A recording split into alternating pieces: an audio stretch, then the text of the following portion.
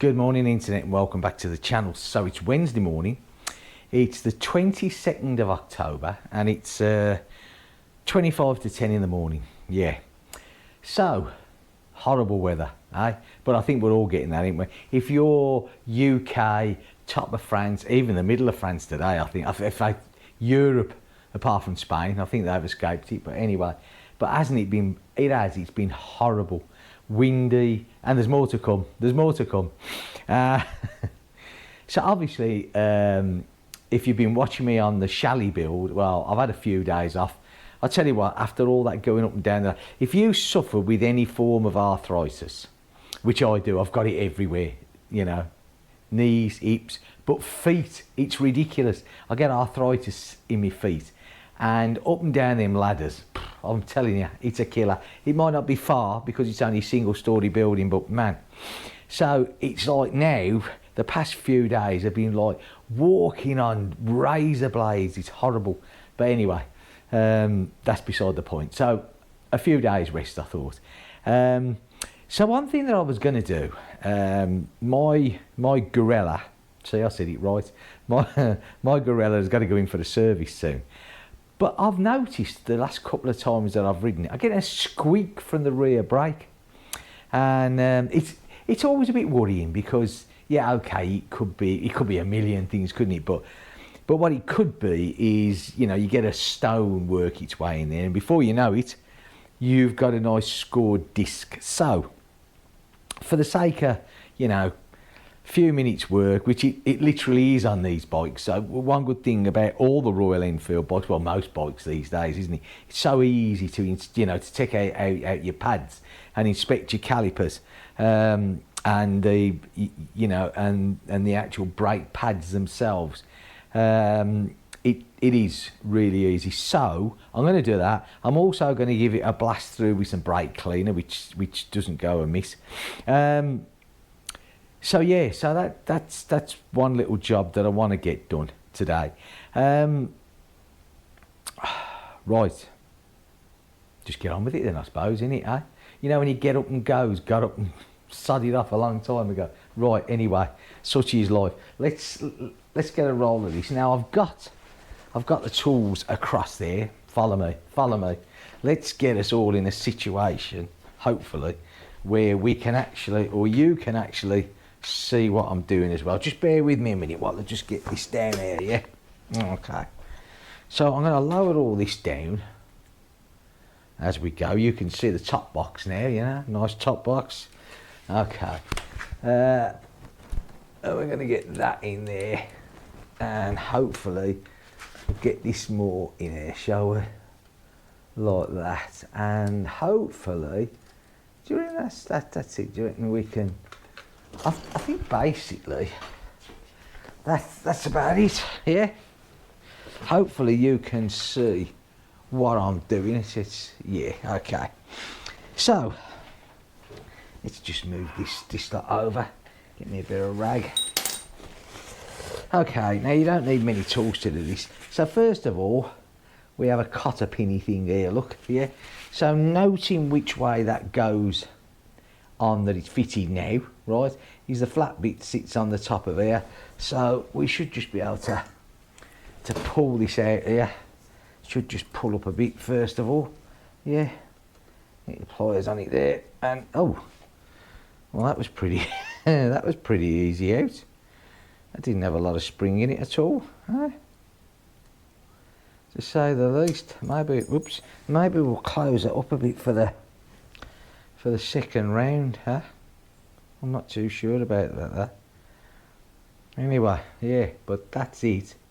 But that wasn't very tight at all, really. Anyway, we'll put that down there.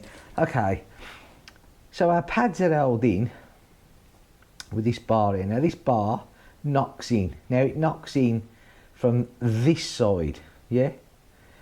So you want to drift and tap it out gently, yeah? Now, I remember doing this once on my Himalayan a couple of 3 years ago, and some bloke left me a comment saying, oh, you don't want to hit that there. Well, there's no other way to get it out, and it's the same here. The end of this is like spring loaded. There's like a little collar on the end of this here, and when it pops out here, there's no other way to get it out. Trust me, there's no other way to get it out. Now I'm just looking at these discs, which at the moment seem, I mean, they're a bit dirty, but they seem fine. Okay, so I've just got a punchy thing. I mean, if you haven't got a punch, or you can just use a thin blade screwdriver. You don't have to whack this too hard. Mind the exhaust. What you have got to do is just get this to come out the other side and get it over the springy bit. There you go. And it literally just pops out, yeah? And once it's popped out, you should be able to just pull these out, look.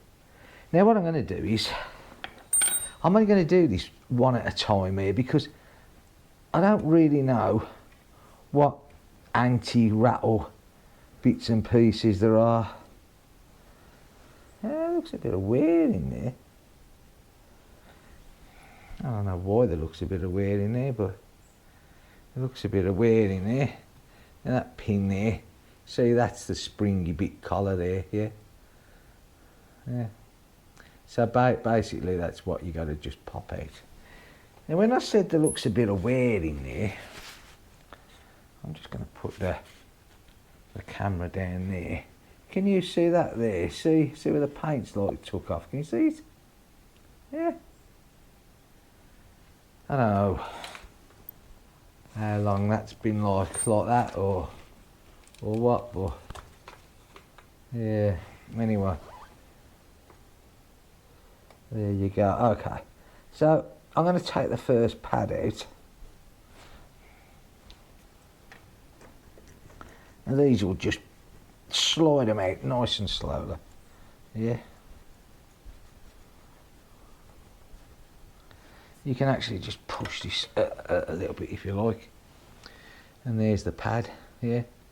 It's got an anti-rattle shim fitted to the back of it, look, which is part of the actual thing itself, pad itself. There's nothing in that pad. That looks clean. Okay, it's a bit dusty, but I'll clean that down, yeah. I don't know what that is there. I don't know why that's gone like that there. I really don't, but still, never mind. Okay, right. So I have a bit of brake cleaner now. I'm just going to put that up there. Yeah, we'll just give him a bit of a clean here. Look. Yeah.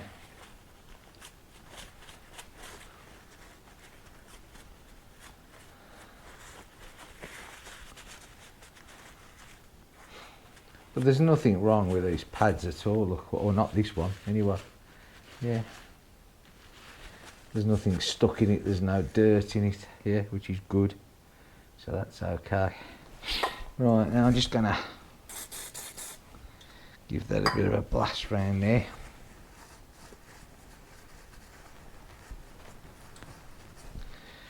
Okay, like that.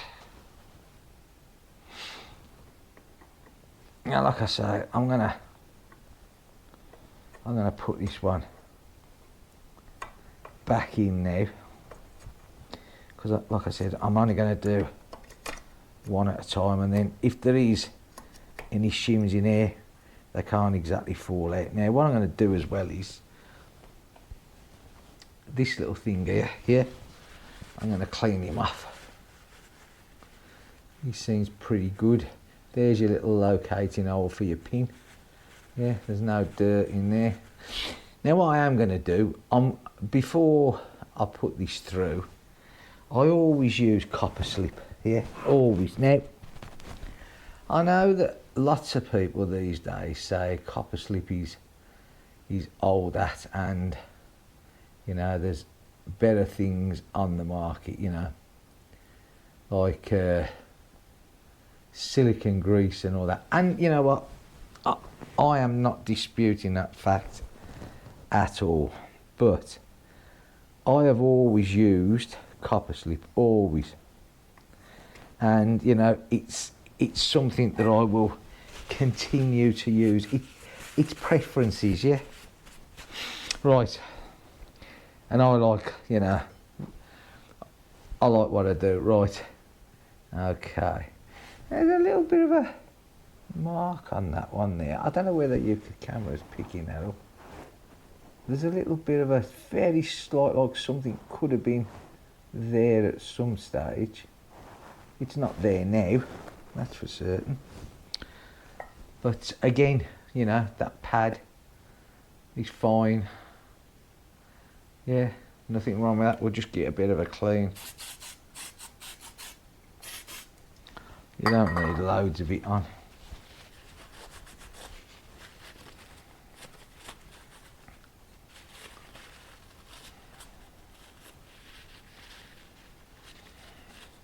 I mean, it doesn't hurt to take these out and clean them anyway. You know, front and back. But like I said, this has been... first of all, it sounded like it was catty. There does actually look like at some stage there might have been something in this.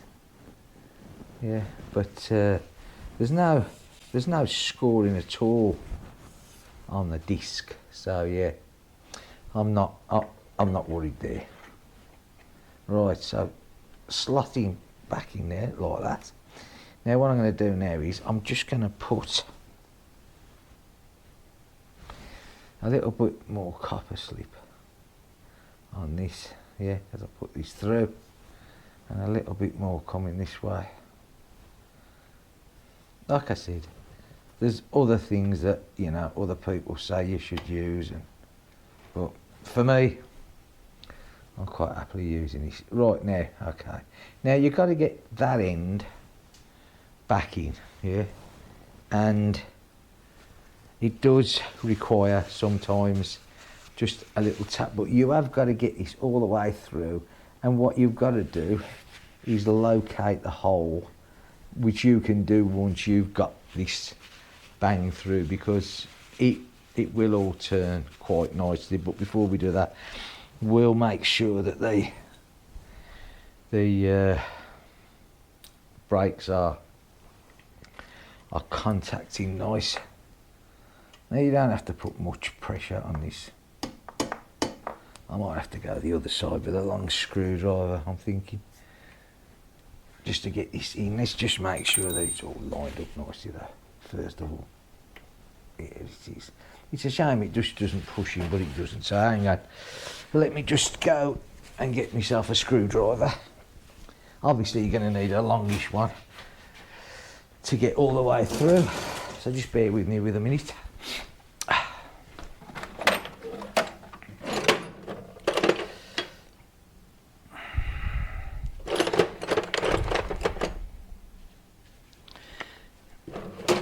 Just tap it with a long one first of all, then you might have to just do a bit of a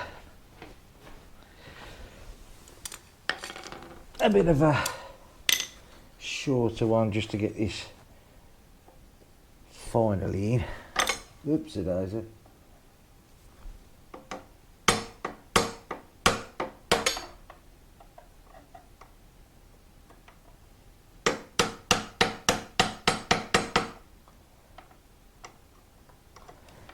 Virtually in there, we just get another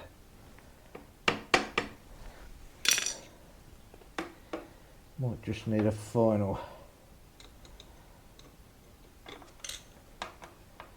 tap just to get it shut.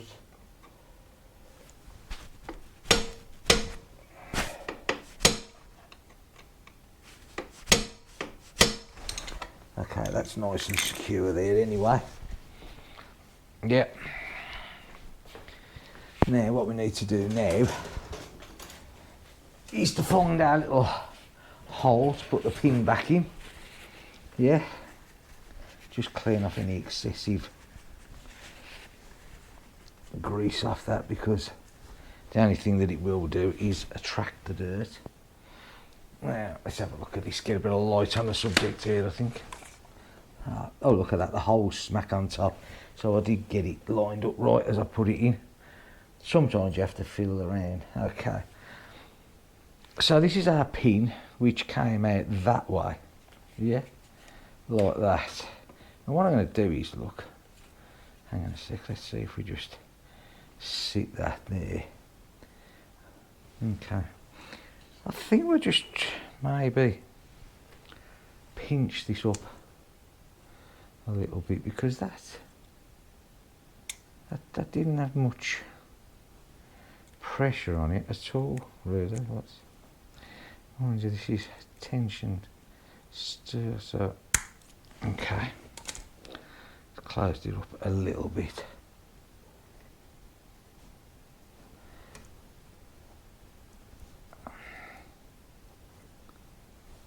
Okay.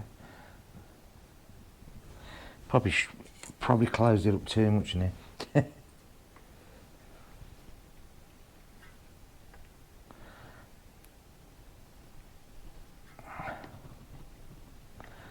There we go.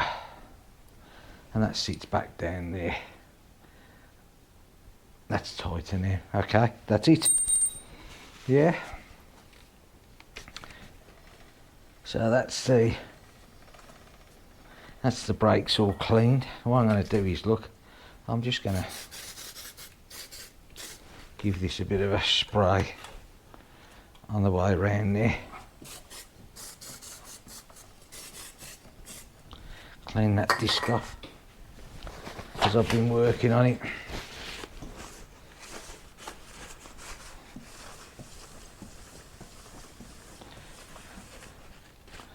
There you go, get the muck off it. The disc's in fine fettle, nothing wrong with that. Right? The brakes are nice clean off. Right, well, that's okay for me. Like I say, that disc is all fine. Lovely job. And, oops, let's put you up right. It's as simple as that then. That's it.